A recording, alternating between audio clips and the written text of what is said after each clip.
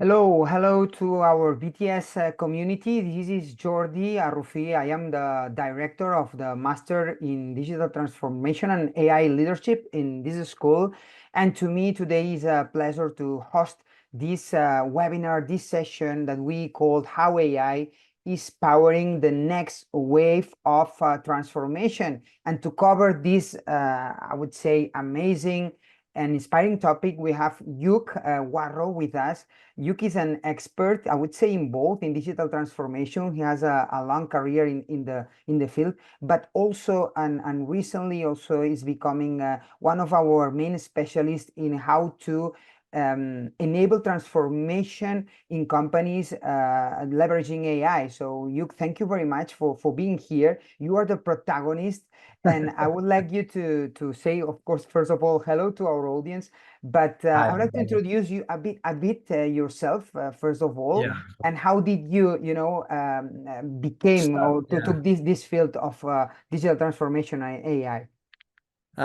Thank you, Jordi. It's a pleasure to be here. Well, I have such an unconventional career path. I just started working in the social sector when I was 20 years old.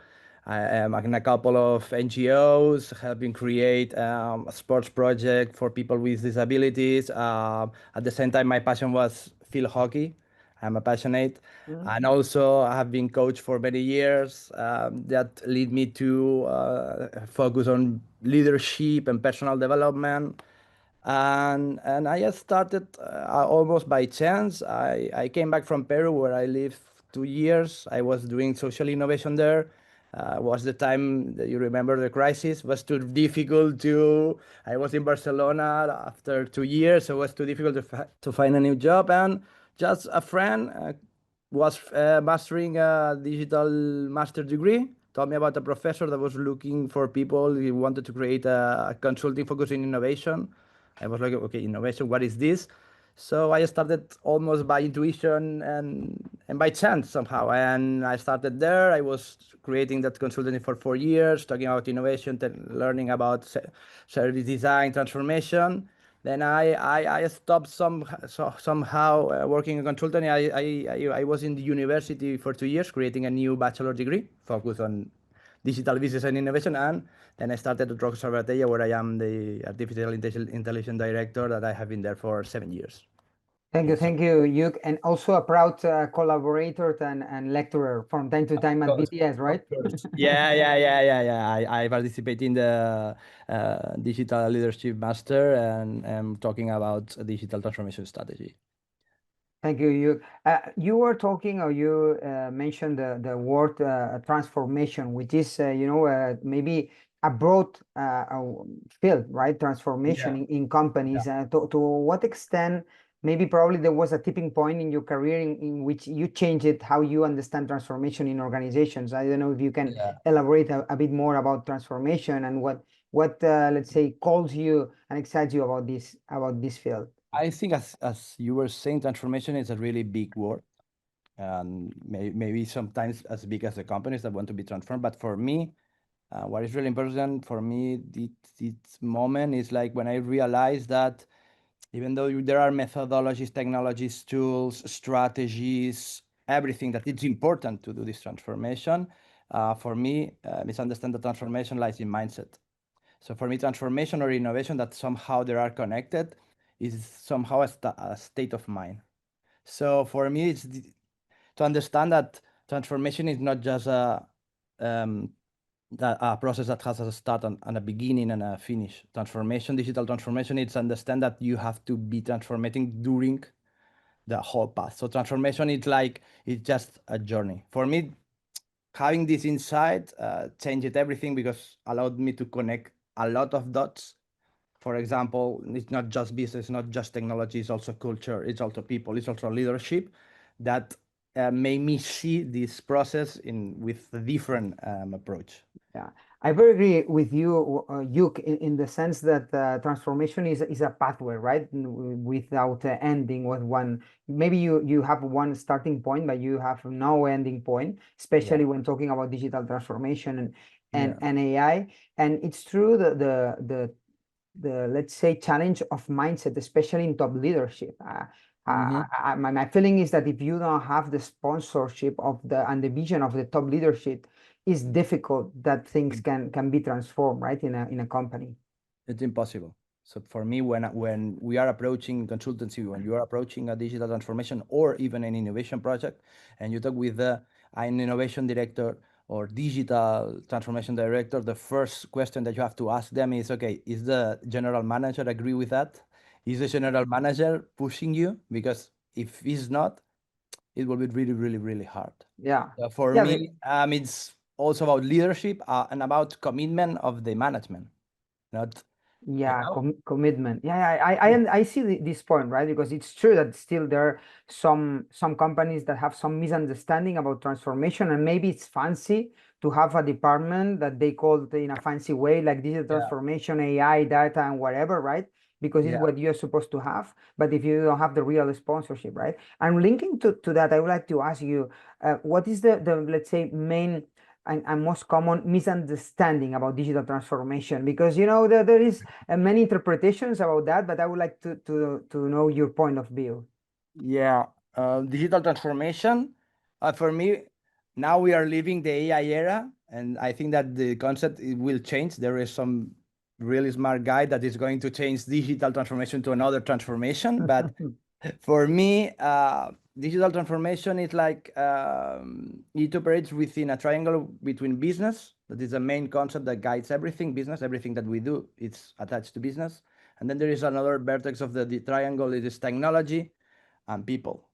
Um, I think that technology is a good starter, but seeing things in a long run is the less important vertex of the triangle. And I think Mm. that some companies think that digital transformation is applying technology like just tech, just tech, just tech. And that's not true. It's about business and it's about people. Imagine I was having in the class in BTS, I always do, I always put on the table this example. Is imagine, think about creating an e-commerce 15 years ago.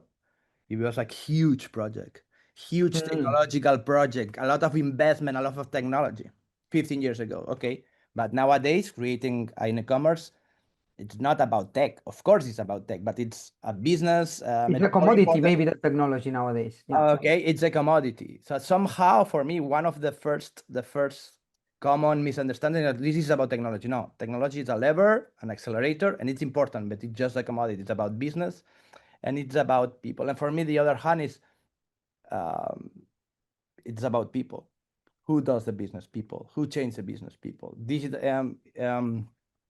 Industrial transformation, digital transformation, quantum transformation, whatever.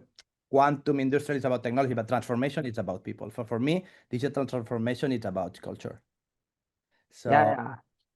Well, I agree with you in the part of technology, right? Because there are some business leaders that are looking for use cases maybe to apply a given technology. So in the past was metaverse, right? Or it was yeah, keyword. blockchain or NFTs and so on, right?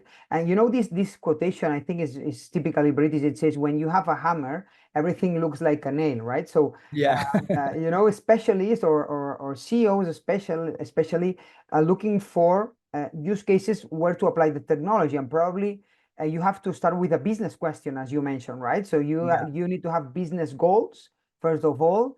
You need to understand that your goal, your vision, and then maybe at the end you have a technology that will answer this challenge, yeah. right? For me, this is a key point. It's starting with business. It's starting with answering where in your business where you can apply technology. But it's not about technology. First, detect the problem and then think about which technology could help you. Yeah. If you do it, if you aren't doing it in this order, probably you end Yeah. with a amazing spectacle or show, really expensive, but without no business results. Do you think there is a bit of FOMO, fear of missing out sometimes of companies, right? That they have to apply this technology because everybody else is talking and is applying this technology, even though maybe is not the most suited for their business challenge. Yeah, I think that could be this concept of FOMO, and maybe it's happening with AI. We have to be there, we have to be there, and also happened like many, I don't know, 15 years ago with digital transformation. Now we have our website. Why? Because we have to be there. And I remember my first digital transformation project that was to structure 55 websites from a big company that everyone wanted to be there. So I think that first of all, you want to be there, but start with governance, with a strategy, with business. And then you will arrive there for sure if you want to be there. But it is not about applying some time when you have a disruptive technology in your hands. It's not about taking your processes or working process or business and apply it directly. Most of the time you have to transform the way that you're doing business and then apply technology. So for sure, start with business always. And Yeah, if you don't have the question to apply it, just wait until you find it. But of course. never start just by I have to apply this technology, let's do it.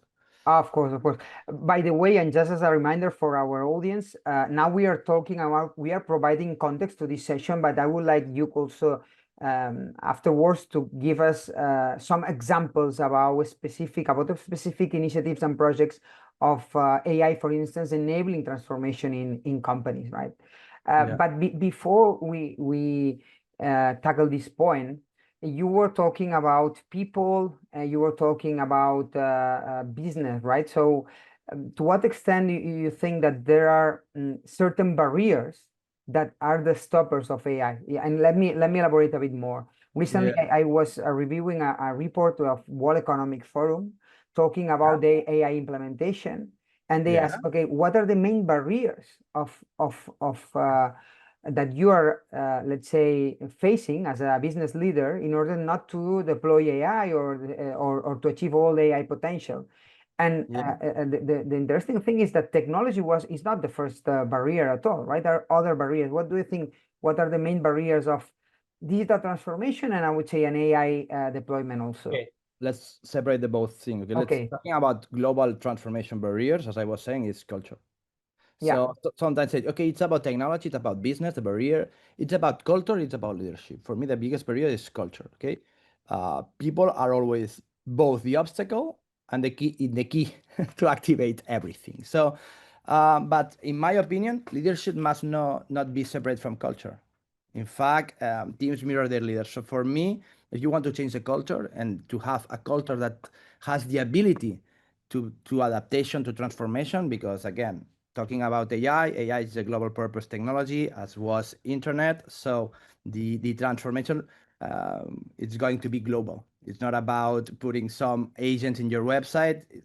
For sure, we are facing a global and structural transformation. So you need people that has the ability to think in a different way, to maybe apply innovative thinking in their day to day, and doing this while they are exploiting the business. Okay, remember, it's not just about exploring everything, it's about exploiting and exploring. So for me, change the leadership, change your managers, and it's not about just coach them. It's okay, change the incentive that they have to do things. Okay, if you want to create some AI projects, incentive your managers to have AI projects in their businesses. So for me, the first of all, it's change the way that we attacking the projects in our companies. In for me, it's culture and leadership. And on the other hand, the question about that you were talking about AI, no, the mythical report about there is like somehow frustration about the application because there have been a lot of invest doing projects. For me, it's not about AI, it's the way that we are understanding these applications, how we are measuring this application. We are at the beginning of the technological cycle, year 3, and AI it's advancing really really fast, but it's still very immature. So I think that we have to apply innovation mindset. So we don't have to understand AI deployment as the same way that we are deploying a CRM or a Yeah. ERP. Because when CRM are huge projects. Salesforce, wherever CRM you're applying, always they are disruptive. There is a lot of movement a lot of friction. But okay, with the CRM we have an assist and a to be. So we know where is the finish line. Okay, we are going to operate this way. We are going to transform our commercial teams. But in AI, we don't have the to be. So the way of applying and measuring it must be completely different. We have to apply short processes, MVP thinking, iteration. There is a lot of craftsmen in doing the models because the technology is so. So I think somehow, my experience when I was reading the MIT, I think I don't know the report about this frustration, I was thinking, okay, but how we are measuring this deployment? So if we are using the same way that we measure a classical tech project, of course we are frustrated. And we are using the innovation apart and we are understanding that this is a path, a long-term path, that we are going to arrive there, having this short-term objectives, maybe you are not as frustrated as you think. Yeah, it's a matter of expectations, right? So Yeah, yeah, we are expecting something for a technology that, of course, is still in its infancy, comparing with the most consolidated technologies, right? And you were yeah, talking, Luke, about the difference between exploitation and exploration. This is yeah, actually, I would say, a methodology or a framework that we also apply here in our master course, right? The difference yeah, between exploiting your current business model, yeah, adding layers of digitization to make it more, efficient and streamline operations, yeah. and at the end maybe reduce cost or improve maybe customer expectations and customer satisfaction and so on. But the other thing is to self-disrupt sometimes, right? And to create new business models, right? To what extent AI is enabling, what do you think, according to your experience, Yeah. AI is nowadays more suited for exploitation, so to streamline operations and automate, or it's also, let's say, a source for the creation of new ventures and new businesses within corporations or within companies? It it depends on the what side do you see the movie. For big companies, now we are at the beginning of the era. And of course, it's focused on productivity and efficiency. Yes, That doesn't mean that there are an ecosystem of startups that are providing tools to efficient, not to provide this productivity and efficiency to the big companies. But nowadays, what is working is to focus on efficient hyper automation of processes that use non-structured information in the commercial environments, customer service. This is the project that nowadays the technology is answering. And there are environments of exploration for us that is probably the relationship model with the customer, understanding that our customers are adopting this technology they're starting a path of changing their relationship with technology through by moving from clicking to conversation. So for us, the relationship model is this environment where you can explore. But now the focus for big companies is efficiency. efficiency. Yeah, Efficiency, yeah. efficiency is always good, right, for Yeah, of corporations at course. the end. It's They not love. a bad. No, in fact, we were talking before about having business in mind. And for me, you need a good business case to start a project or tech project or AI project. And these environments, if you want, I can explain you some cases that we are doing, has really, really good business cases. For example, Yeah, yeah, please go yeah, go ahead, you, yeah. because that was one of the topics I would like to Okay, okay. cover. Because So I for know that example, the audience wants to want to see okay the to see project. real Okay. use cases. I know that you So have the good real use experience. cases, for example, customer service, big company, they receive around 6,000 emails per month. They are deployed technology, complex technology. These emails they arise at the same environment, the customer service department. There are requests, complaints, inquiries, commercial updates. So each email is manually read and tagged by someone. Is reading, understanding, and tag with one of 70 issue codes that are integrating the ERP. So we implemented an AI model that has the ability to read emails, classify, understand the codes, and apply this code and automatize the task. So here it is. Maybe with generative, we imagine amazing cases of creation, but this case has a really, really, really hard business case, a really good business case, because we are talking about moving times from minutes to seconds. So these environments that for us is the hype of this year.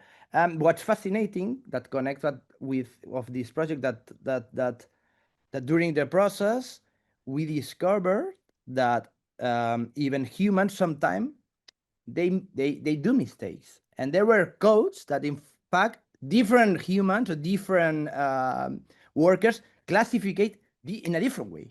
So we detected that there were codes that were really hard to understand because at first our model didn't understand the codes and we start like fine tuning, like why is it not doing. But then you read as a human the code, it's like I'm not understanding which this mail, which code is the 75, the 64, or the 18. Okay, so and also we realized that 80% of the emails corresponded to just 20% of the code. So through this iteration, we Always ended the Pareto's changing. law, huh? Pareto's Of law. course, of course, Always, it's it's universal. statistics.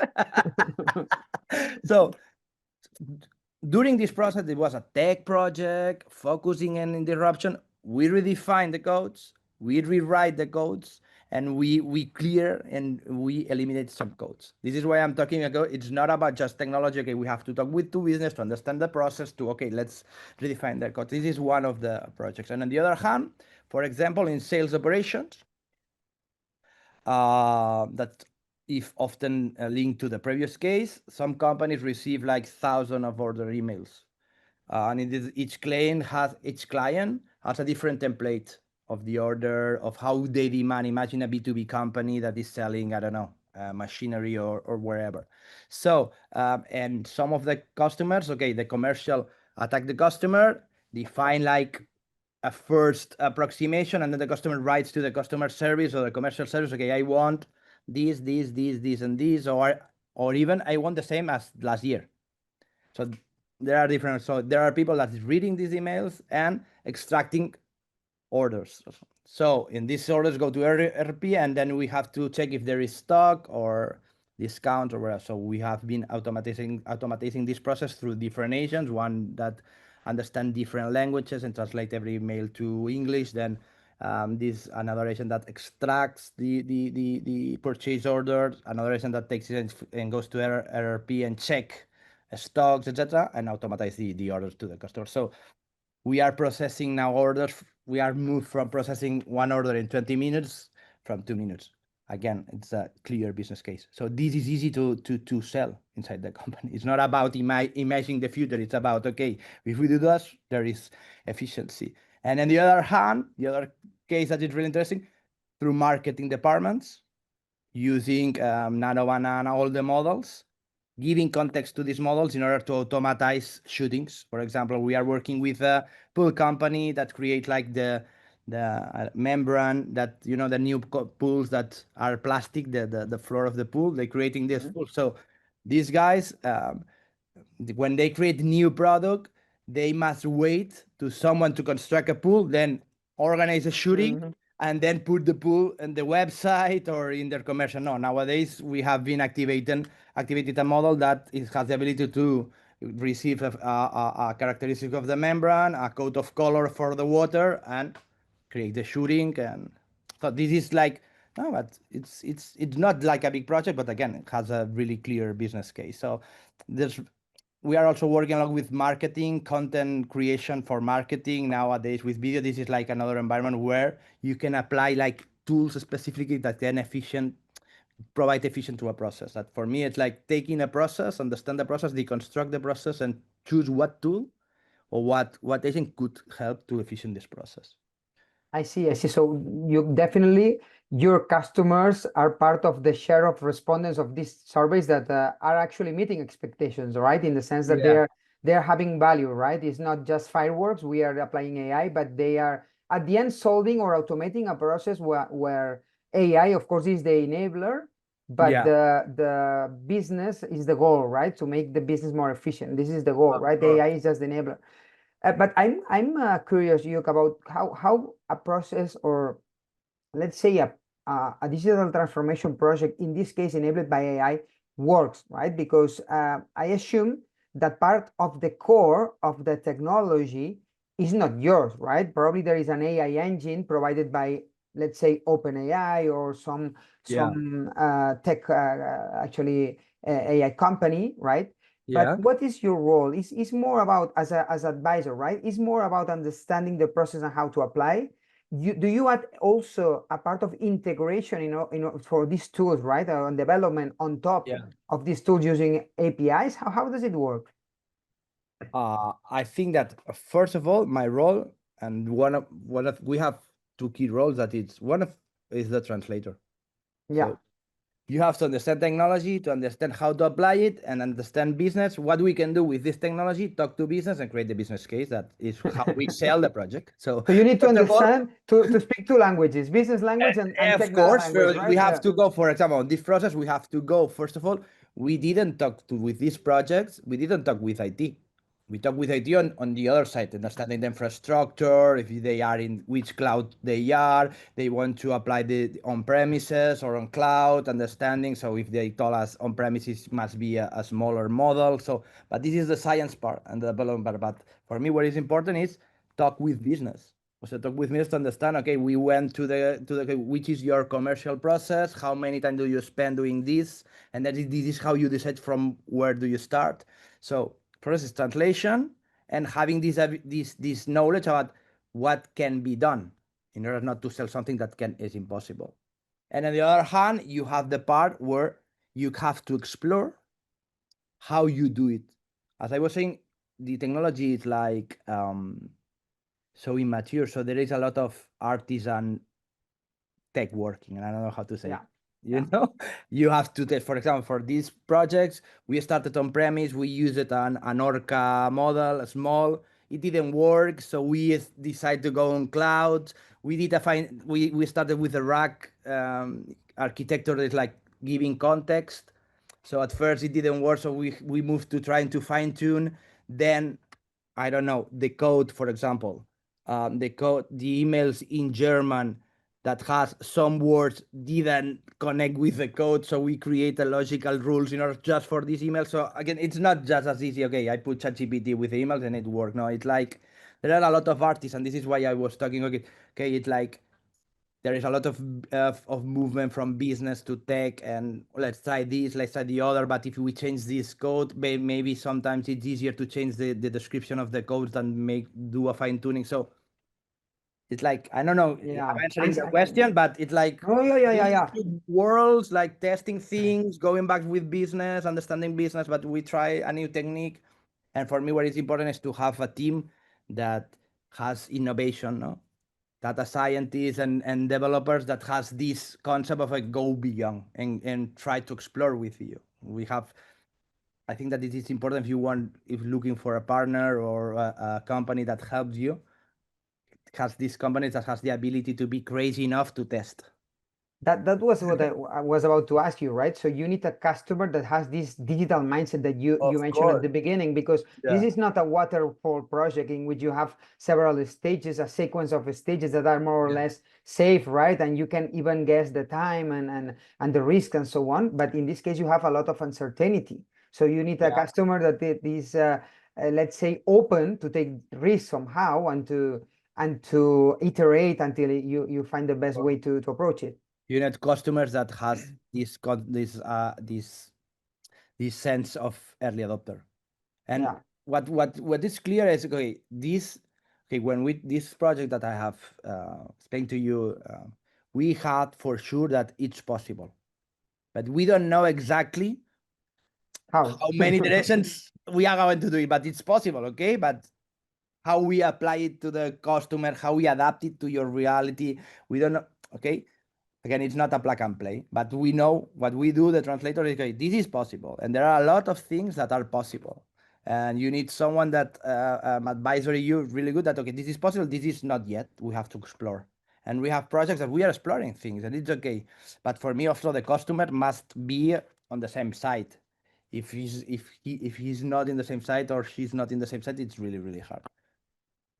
But I was wondering, Yuk, well, nowadays, as you mentioned, you are doing a lot of craft work and you're discovering ways to solve this business challenge with AI. But Yeah. do you think, because AI is still, let's say, at the beginning, especially Yeah. when talking, of course, about generative AI and Yeah. LLMs, AI Yeah. has been there for a long time, For a right? while. Yeah. Yeah, but do you expect that maybe some of these use cases will become not far from now some sort of a product or even a plug and play, right? That Sure. already integrates part of this nowadays craft work? I think that, for example, when we also deploy strategy, and we create global deployment strategies for AI, where you work on governance. Of course, I haven't said it, but digital revolution is not about AI. AI has been it's been with us for 20 years. Machine learning, a lot of working with structured data, etc. For me, the revolution is about data. So we have to align this governance with data. But when you are like deploying, we have two lines of deploying: productivity and process transformation. But the project that I have told you is process transformation. But nowadays, there are a lot of productivity tools licenses, for example, in legal, that there are a lot of tools that they have to be adapted, but you don't need to do the typical project that you imagine, that what everyone was imagining 2 years ago. I want an agent that help me with the contracts, understanding and create contracts. Now there are startups that have this software that has to be adapted, and somehow you can like do a plug and play. Of course, there is a development like Salesforce, but there start appearing some startups and tools that has this intention of having the product for the commercial process, for the legal process, and for example, legal in environments like legal, purchasing, marketing. You can explore a lot of tools. You don't need to create like do the artisan part. Okay, you have to adapt it from business, but we are noticing for big companies where we are like accompany them in order to deploy globally the technology. We have this license exploration part, and I think that the startup environment will provide answers in the next year for Yeah.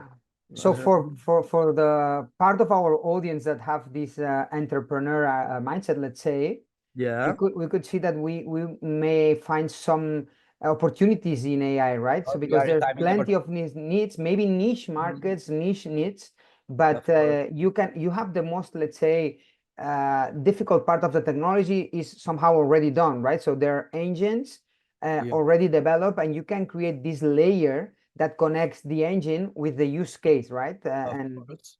Of course, of course. For me, it's great. We are moving towards a world that will provide AAIS, AI as a service world, where you will have infrastructure, cloud models, and if it's a big, you can find a big model, or you can go to Hugging Face and find for open source models. There are a lot of models that you can use, and then on this model, there will be a layer of user experience or tooling, prompt engineering, in order to create these tools, and environments where you can context the tool with data from the company. But for me, it's that most important. This is why I was saying, okay, this is about data. If you don't have your data ready, yeah. um, you don't care if you use ChatGPT, that is the Lamborghini of the model. If you don't have your data with quality, quantity enough, structure, accessible, you are not going to create value. And then on top, there is the tool. So I think that, yeah, for people that want to be entrepreneur, we are living and these years there are plenty of opportunities. It's just as always from a big process that take a problem and attack just one solution. Okay, commercial, just classifying this or yeah, but Yeah, so for entrepreneur. it's an amazing times, right? Regarding all Yeah, the business opportunities that are yet to come.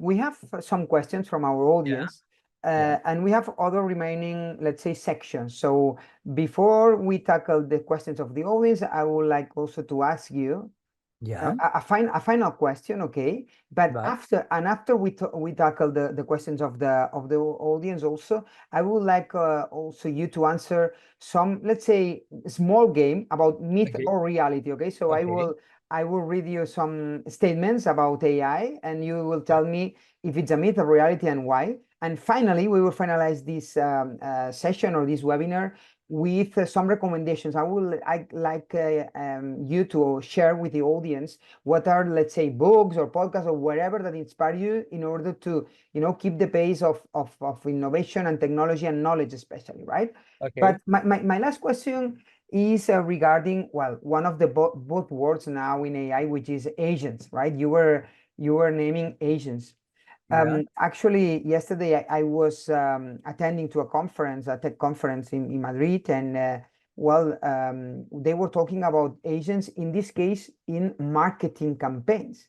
And they yeah, say, especially B2C, they say, okay, if the agent is the one that takes the decision whether to purchase or not your product, you have to know that agents do not watch the ad, right? The advertisement. They don't go to Google and look for advertisement. They have other criteria in order to decide whether to purchase your product or not, right? So of course, this is like some sort of a provocation regarding the impact maybe of agents in this case in advertisement, right? But it's just an example. So how do you see the future of agents? Because again, we are in the hype of agents. I think there is a gap between the hype and reality, right? I think there's much to do. There is still protocols to be developed. Still, there is mindset also of people trusting and companies trusting agents to do some part of the work. But how do you see the future of agents and maybe the real use cases that you're already deploying? Yeah. For me, where are the two different? First of all, is the future in the relationship model where we will have a system or agent that can help you in order to do stuff personally. The other side, for example, all the projects that I have been explaining somehow, you can be understood as an agent because there is like an orchestrator that activates the understanding of the email, extracts the information, creates the CVS file, then goes to this file, goes to so an It's more agent like a robot, right? It's yeah, like a robotizing a robot that has process. the ability to activate some things and activate some tools.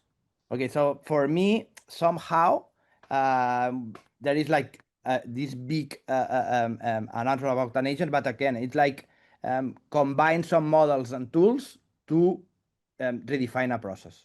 This is an agent, and this agent has the ability to decide. Okay, if this information of the email, I trust this information, I activate the order. If there is this level of discount, I understand the level of discount, I activate. So this is what we talk about decision.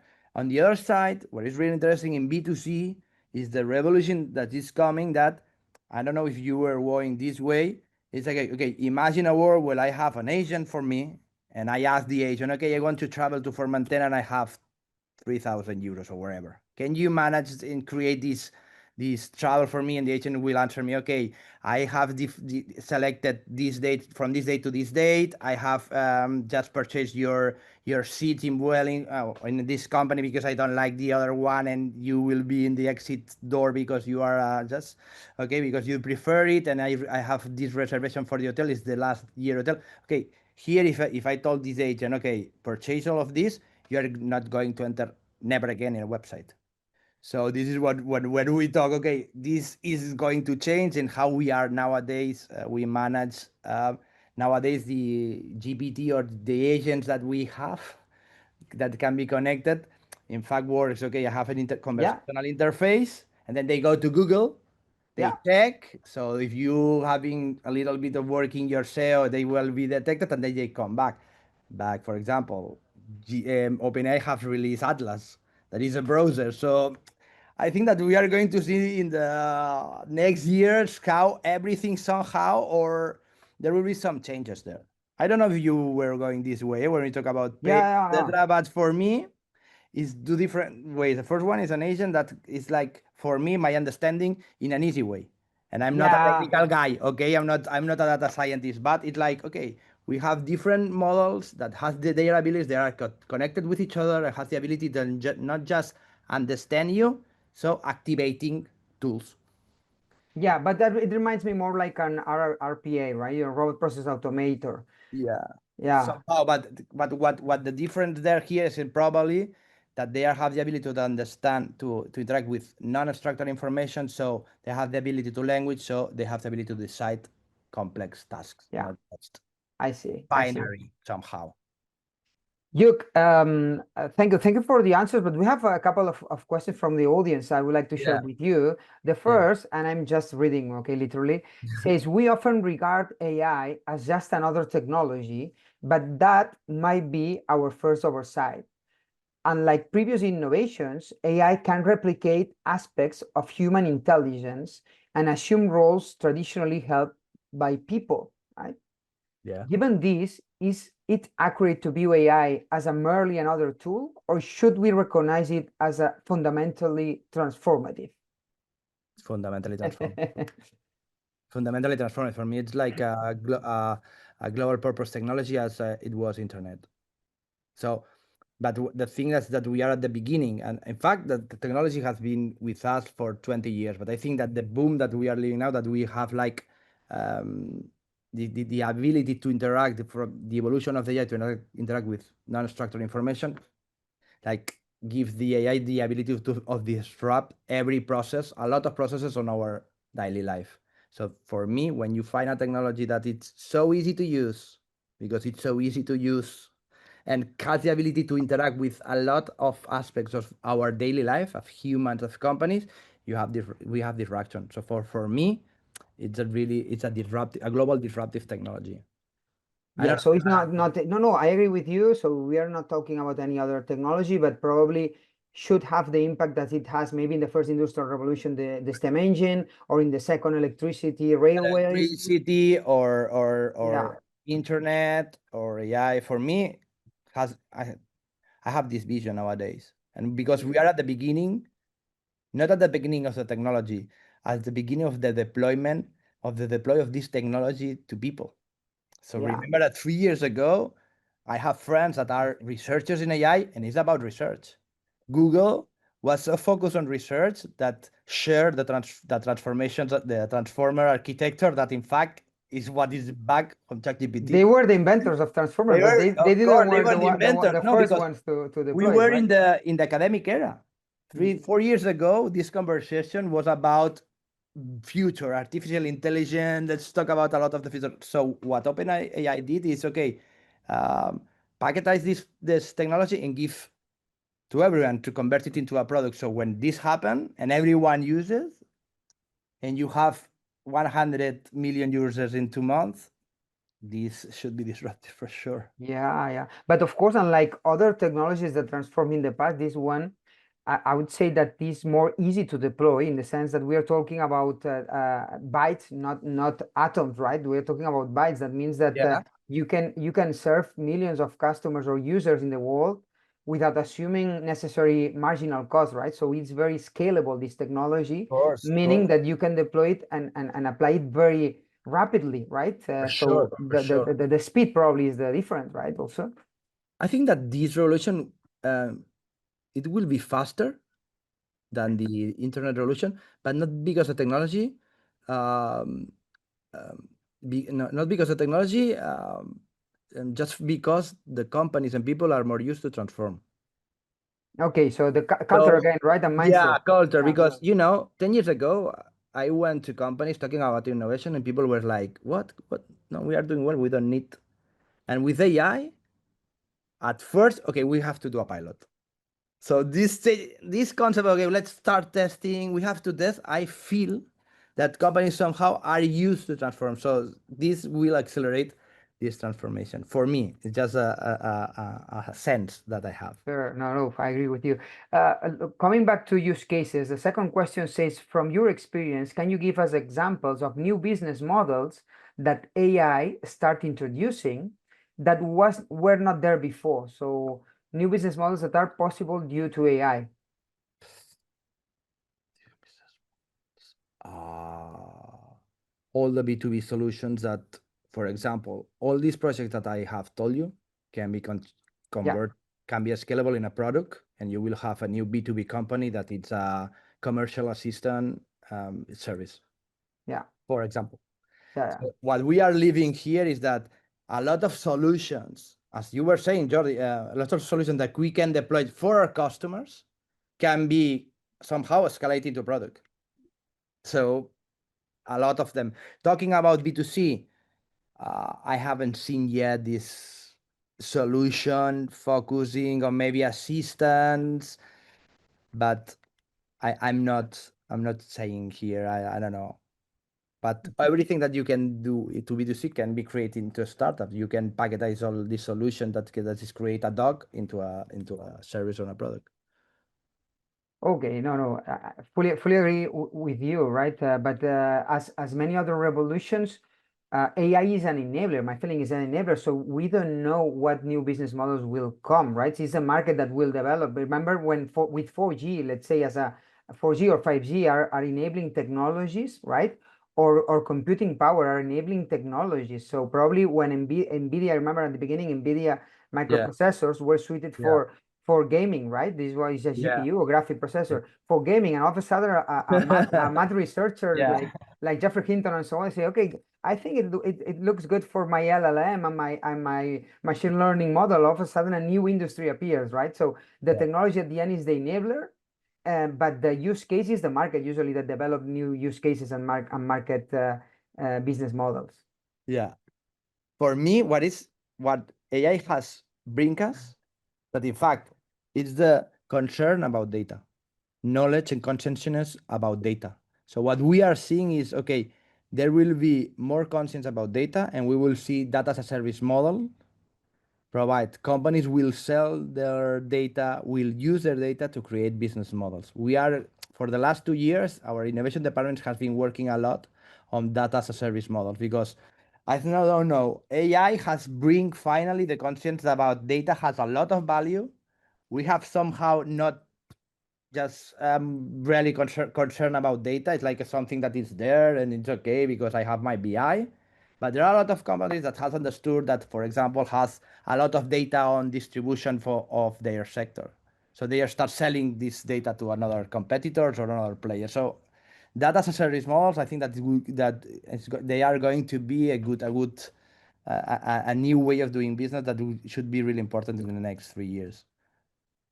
For sure. Now we are facing now the last part of this webinar, of this session, Yeah. with this section that I promised you, about myth or reality. So Okay. I share with you 5 statements about AI, Okay. and you tell me myth or reality, and a short, let's say, answer about why you choose the given answer. Okay. So the first is AI will replace most managers within 5 years. Myth or reality? Myth. We really radical. You No. want to keep your job. Yeah, of course. No, I think that consultancy somehow with this revolution we are At like, risk, a bit at risk. yeah, of course. Not for the short term, but in the long term for sure. But I think that there will be, or during these days on the short term, the need of someone that can be asking questions, the right questions, and Okay. of course someone that validate the answer. And has the criteria and the critical thinking. Okay, good. That's good. Okay, yeah. The next one, I think you already somehow answered, but it says the more data you have, the better your AI will perform. Yeah, for me it's partial because you need amount of data to train models, to use models, to adapt models. But on the other hand, models that we are seeing when we contextualize models, they need every day less and less data. But for me, it's about quality. It's not Okay, about volume. It's you have a lot of volume of data, and this data doesn't have quality. It's not well organized. It's not director. Yeah, yeah, I really, see. I really hard. see. Okay, next one. AI is too expensive for mid-sized organizations like SMEs. It's too expensive. Price is the Uh, problem. no, myth, because it's not always about big vendors. It's not always about large environments, giant models. Explore the open source ecosystem. There are a lot of good models open source. They are creating new models, new solutions. These open source are for free. You can activate. What is really important that we have in conscience, the people in technology, that we have to protect the open source because it's a leverage to accelerate innovation. Amazing, it's amazing leverage to accelerate innovation. Okay, next one. This is related to, let's say, ethics on AI, right? AI can be objective That's a hard one. That's true. For me, it depends on how we on the field, interpret it right? is. Yeah, but for me, AI is trained on data from society. The bias, inconsistent, semi-imperfections will be inevitably uh, uh, inter attached to the model. So I think that we always need someone that, as I was saying, validate the outputs Okay. Yeah, it depends of the field. of And the filters that you put there. last but not least, automation kills creativity. No, for me, you need a lot of creativity to do a good automation. Yeah, that's good. And we have been talking about which you are transforming Yeah. process. You need a little bit creative to automate what automation doesn't kill creativity. If you automate the process that doesn't have value for you, you need more time to create. So I think that somehow it could be helpful. Okay, we have a last question, okay, Yeah. from the audience. It says, in your opinion, what Yeah. are the 3 to 5 capital sins a digital transformation project must avoid? Okay. First of all, doesn't have support from the committee Top or management, yeah. from management. Doesn't start. Second one, thinking about that it's just about technology. Yes. Third one, do the same things as always and expect different results. Okay. Fourth one is expect that transformation doesn't have friction. If you don't Yeah. have friction, you don't have transformation. So it has to be painful. It has to be A painful. little bit. And the five one is not every company needs innovation. Okay. We don't have, okay, first of all, business. Decide which is the path or the vision that you have. It's a long-term project, but if you don't need to innovate during these days, then doesn't do it. Okay. Okay. Good answer. Yuk, just before we say goodbye to the audience, to the community of BTS, Yeah. I asked you before, if you can share with the audience these books or let's say whatever source that Yeah. inspires you regarding, of course, technology, AI, and digital transformation. Two books.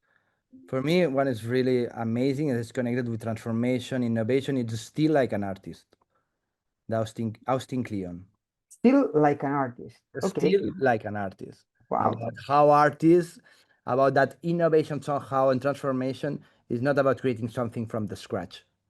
It's about Well, inspiration, discuss understanding. a lot about this topic, you, because you know that there is now the controversy about IP of AI, right? So Yeah, they say, okay, and when an AI generates an image, is yeah, actually stealing images from many other authors. But the yeah. thing is that the history of innovation is about the stealing and being inspired by others, right? This is what this book is about.